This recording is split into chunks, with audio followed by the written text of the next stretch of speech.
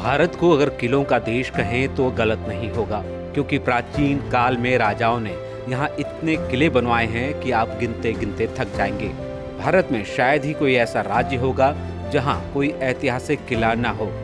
आज हम आपको एक ऐसे किले के बारे में बताने जा रहे हैं जिसे भारत का सबसे विशाल किला कहा जाता है। इसके निर्माण की कहानी भी महाभारत काल से जुड़ी हुई है, जिसके बारे में शायद ही आप जानते होंगे। दरअसल हम बात कर रहे हैं चित्तौड़गढ़ दुर्ग की, जिसे भारत का सबसे विशाल दुर्ग कहा जाता है। ये राजस्थान के चित्तौड़गढ़ में स्थित है। इसे राजस्थान का गौरव और राजस्थान के सभी दुर्गों का सिरमौर भी कहते हैं। करीब 700 एकड़ में फैले चित्तौड़ के दुर्ग को साल 2013 में यूनेस्को ने विश्व विरासत स्थल घोषित किया था। इस किले पर अलग अलग समय कई राजाओं का शासन रहा है। 8वीं सदी में यहाँ गुहिल राजवंश के संस्थापक राजा बप्पा रावल का राज था। इसके बाद इस पर परमारों से लेकर सोलंकियों तक का शासन रहा। इस पर कई विदेशी आक्रमण भी हुए, जिनकी कहानियां इतिहास में अमर हैं। करीब 180 मीटर की ऊंचाई पर स्थित इस किले में कई ऐतिहासिक स्तंभ, स्मारक और मंदिर बने हुए हैं। विजय स्तंभ के अलावा यहाँ 75 फीट ऊंचा एक जैन कीर्ति स्तंभ भी है, जिसे 14वीं शताब्दी में बनवाया गया था। इसके पास ही महावीर स्वामी का मंदिर है।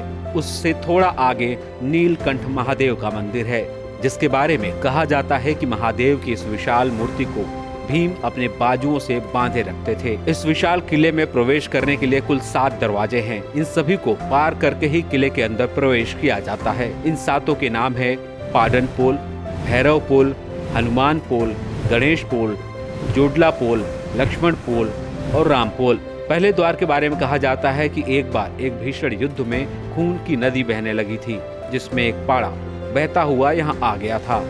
इसी कारण इस द्वार का नाम पाड़न पोल पड़ा। यहाँ मौजूद हर दरवाजे की एक अलग कहानी है। कहते हैं कि प्राचीन में चित्तौड़गढ़ किले में 1 लाख से ज्यादा लोग रहते थे, जिसमें राजा रानी से लेकर दास दासियों और सैनिक शामिल थे।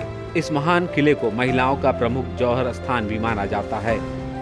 यह पहला जौहर 13वीं सदी में राजा रतन सिंह के शासनकाल में अलाउद्दीन खिलजी के आक्रमण के समय रानी पद्मिनी के नेतृत्व में हुआ था। कहते हैं कि रानी पद्मिनी और उनकी 16,000 दासियों ने विजय स्तंभ के पास ही जीवित अग्नि समाधि ले ली थी। इसके अलावा 16वीं सदी में यहाँ रानी कर्णावती ने 13,000 दासियों के साथ जौहर किया था।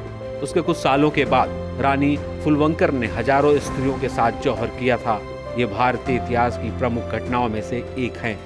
वैसे तो इस किले का निर्माण किसने करवाया था और कब, इसके बारे में सटीक जानकारी नहीं है, लेकिन कुछ इतिहासकारों का मानना है इसे मौर्य वंशीय राजा चित्रांगद मौर्य ने 7वीं शताब्दी में बनवाया था।